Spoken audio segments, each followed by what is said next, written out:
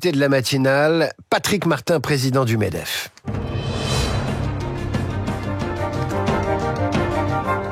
Patrick Martin, bonjour. Bonjour. Merci d'être avec nous ce matin. Vous ne vous êtes pas exprimé depuis l'annonce de la suspension de la réforme des retraites hier par le Premier ministre. Comment recevez-vous cette décision du chef du gouvernement, vous qui représentez 240 000 chefs d'entreprise? Qui emploie 12 millions de salariés. Moi, je vais exprimer une forme de tristesse pour le pays, pas pour moi personnellement, et d'inquiétude.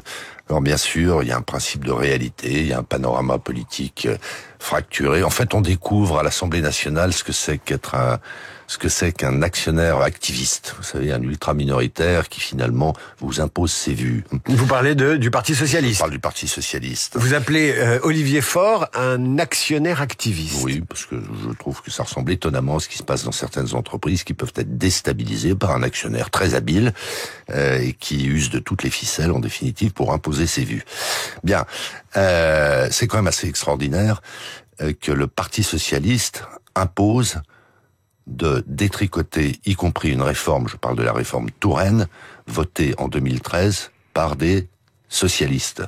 On est dans un monde parallèle, et quand j'exprime une tristesse, une inquiétude, c'est parce que, loin d'avoir réglé ce problème chaque jour un peu plus cruel du ralentissement, du déclassement de la France, du délabrement de ses finances publiques, on va aggraver ces problèmes. Donc, que voulez-vous? Nous, on va s'adapter. Bien sûr, le MEDEF assumera ses responsabilités de première organisation patronale, mais ça n'enlève rien à tout ce que je viens de vous dire. Qu'est-ce que vous répondez à ceux qui disent il faut bien un gouvernement, le coût de la censure aurait été supérieur au coût du maintien de cette réforme des retraites? Je vais commencer par dire que beaucoup de ces décideurs ne prennent pas en compte une réalité économique à ce jour qui n'est pas bonne. La conjoncture n'est pas bonne, la compétition internationale devient d'une brutalité incroyable, et la France fait et va faire encore plus exactement l'inverse de ce que le monde entier fait, c'est-à-dire soutenir ses entreprises pour gagner en compétitivité. Alors, bien sûr, j'entends cet argument, mais d'abord, pour combien de temps a-t-on la stabilité? Je ne me reprends pas ce qu'a dit Guillaume Tabar tout à l'heure, et vous allez voir, je le pronostique, que sur le fiscal en particulier, ça va être la valse viennoise. Je vous citerai un certain nombre de situations qui existent d'ores et déjà dans le projet de loi de finances. Alors on nous dit ça vaut 13-15 milliards d'euros. Enfin, cette réforme des retraites, elle ne sera pas reprise avant très longtemps. Elle coûte plus que ce qu'a annoncé, sa suspension, coûte plus que ce qu'a annoncé le Premier ministre. Je rentre pas dans les détails, mais enfin, si vous bloquez Touraine et Borne, pas les personnes, les réformes, et que vous prenez en compte l'effet macroéconomique, ce qu'on appelle l'effet APU, ça va être dès 2027 et dès 2026 et encore plus 2027, des milliards d'euros qu'il va falloir aller chercher ailleurs. Et ça va être récurrent, puisqu'à nouveau, bon courage à qui voudra reprendre une réforme des retraites qui est absolument nécessaire. Pour qui? Pour les Français eux-mêmes, pour les salariés futurs retraités, pour les retraités en place. Donc, l'équilibre, je dirais, comptable entre l'instabilité et la suspension de cette réforme, il n'est pas aussi évident que ça. La France va s'appauvrir. Patrick Martin, on va y revenir sur les conséquences, et notamment pour les équilibres financiers de l'État, mais aussi des entreprises. Le Premier ministre a annoncé la tenue d'une conférence sociale à laquelle sont conviés les partenaires sociaux et qui rendrait des conclusions au printemps. À quelles conditions y participerez-vous? Déjà, je voudrais signaler à mes homologues, mes interlocuteurs syndicalistes, que d'ores et déjà, dans le projet de loi de finances et de finances de la sécurité sociale, il va y avoir quelques potions amères, y compris pour les salariés. Parce qu'il va y avoir un forfait social sur les tickets ou chèques restaurants, chèques vacances, etc. Il va y avoir de nouvelles taxes sur les complémentaires santé. Je signale au passage qu'en moyenne, à 40%, ce sont les salariés qui vont supporter ça. Au même moment où, d'évidence, la première préoccupation des Français, c'est le pouvoir d'achat. Bonjour et contradiction.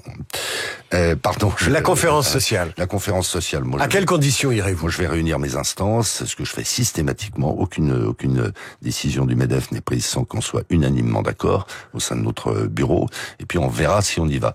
Si c'est pour nous refaire le coup du conclave, c'est-à-dire nous demander tout et le contraire de tout, et à la fin nous faire porter le chapeau, alors qu'on est de bonne volonté, de bonne foi, et je sais le démontrer s'agissant du conclave, on sera très hésitant.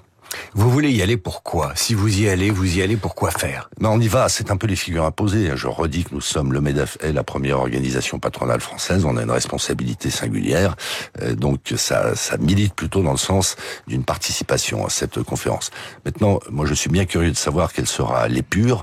Je reviens au conclave, on nous avait dit qu'il fallait absolument tenir l'équilibre financier qui était insuffisant de la réforme Borne, et puis dans le même temps, on nous a un peu déstabilisés en disant le MEDEF est rigoriste.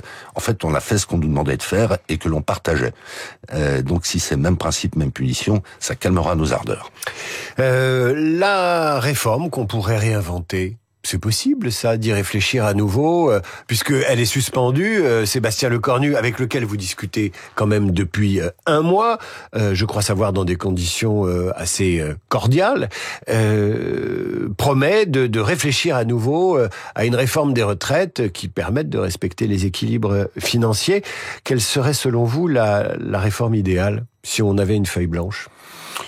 La réforme idéale, si elle existe, ça serait d'avoir 3 régimes, le public, les indépendants et les salariés, c'est ce qui concerne directement le MEDEF, et le cas échéant de repartir, mais avec ces 3 socles en définitive, sur ce qui avait été voté, je le rappelle, avant le Covid. Ça avait été voté à l'Assemblée nationale. Donc pourquoi pas. Mais si c'est une manœuvre dilatoire pour que dans 20 ans, dans 30 ans, alors que la France sera à ce moment-là depuis longtemps en faillite réelle, aboutir à une réformette, non. François Bayrou avait quand même clairement posé le débat des finances publiques. On a l'impression que ça a été une parenthèse. Enfin, sauf erreur de ma part, la dette publique a augmenté de 70 milliards au 2e trimestre. Sauf erreur de ma part, la France est le pays européen qui a le plus grand déficit public. Et ainsi de suite. Et les retraites pèsent lourd dans la dette publique. Les retraites, c'est 14% du produit intérieur brut. Tous les pays autour de nous sont à 67 ans, voire au-delà.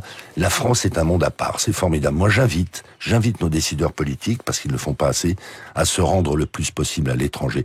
Et puis, au passage, à prendre conscience du regard que portent sur nous les étrangers. Qu'est-ce qu'ils vous disent, vos homologues étrangers ? Mes homologues étrangers et puis des responsables politiques. Eh bien, nos amis sont assez dépités. Nos moins amis, nous n'avons pas d'ennemis, semble-t-il, sont un peu goguenards. La France se déclasse.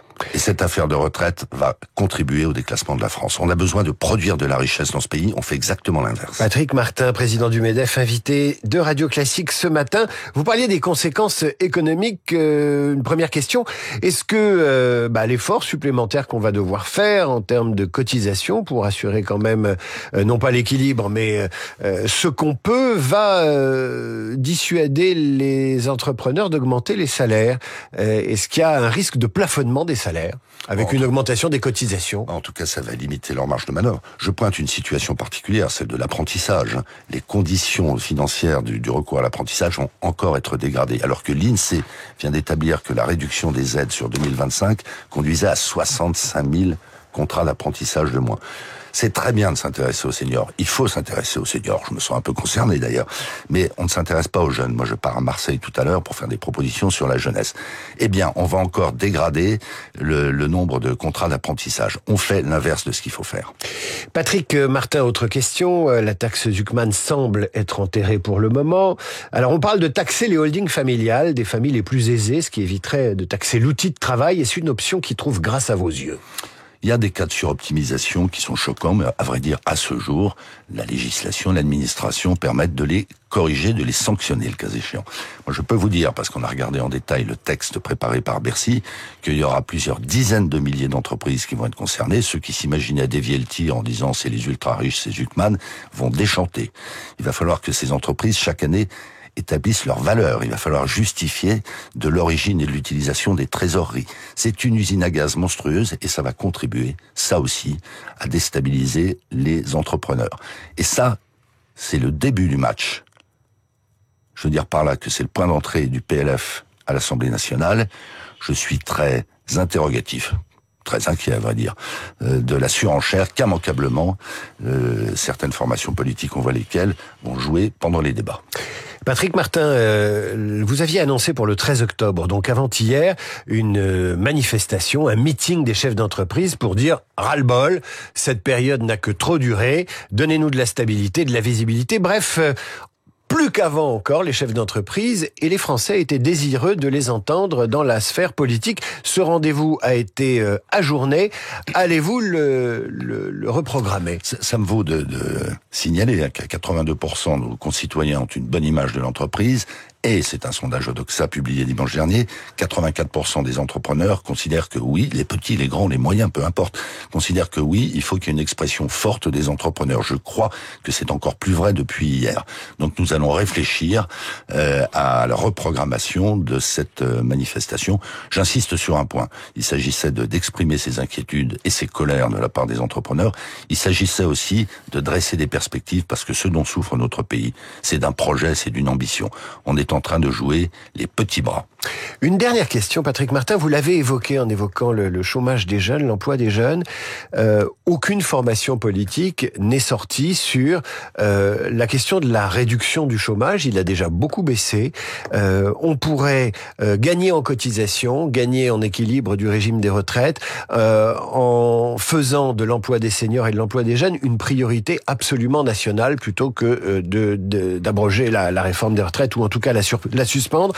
Comment expliquez-vous que les formations politiques et les syndicats ne soient pas vent debout pour l'emploi et remettre au travail des Français qui cotiseraient et qui permettraient, sinon d'équilibrer le régime, en tout cas de le sauver? Je partage. Je relève que dans le débat public, ces derniers jours en tout cas, plus personne ne parle d'emploi. C'est quand même un peu fort de café. Donc je pense que sur les seniors, sauf avec ce qui est en train de se produire, le détricotage des réformes Borne et Touraine, le taux d'emploi était en train de monter significativement. Le taux de chômage des jeunes, lui, a augmenté de 17 à 19%. C'est un scandale national. C'est exactement la raison pour laquelle je vais intervenir tout à l'heure à Marseille pour faire des propositions. Les entreprises font déjà beaucoup. On doit se rapprocher plus encore de l'éducation nationale. On doit être impliqué beaucoup plus dans l'orientation et la carte des formations. Il faut véritablement que ça devienne une grande cause nationale. Et d'ailleurs que l'entreprise, enfin, devienne une grande cause nationale parce que c'est bien la solution. Arrêtons de nous accabler. Patrick Martin, un dernier mot. Tout à l'heure, vous avez dit le Parti socialiste et son leader, Olivier Faure, s'est comporté un peu comme un actionnaire activiste. Pourquoi vous faites pas pareil? Pourquoi vous dites pas moi j'irai à la conférence sociale à telle et telle et telle condition, et pourquoi vous le dites pas haut et fort? Mais c'est probablement ce qui se passera. La première condition, ce sera quoi? Mais c'est l'équilibre financier des régimes, pas pour les entreprises, mais pour le pays et pour notre économie. La principale vertu de la réforme Borne et de la réforme Touraine, c'est qu'elle permettait d'augmenter le taux d'emploi des seniors. C'est plus d'emploi, c'est plus de pouvoir d'achat, c'est l'équilibre des finances publiques et des régimes sociaux. On est en train de se tirer un obus de marine dans le pied, et tout ça dans l'allégresse. C'est choquant. Patrick Martin, président du MEDEF, était l'invité de Radio Classique. Merci d'avoir réservé votre première réaction à notre radio. Bon discours, bonne rencontre à Marseille puisque vous partez là-bas aujourd'hui. À suivre le rappel des titres, Charles Bonner et Pierre Pilet. Et puis la revue de presse d'Hervé Gattegno, suivi de nos esprits libres, Routel Krief et Nicolas Bétou, Radio Classique.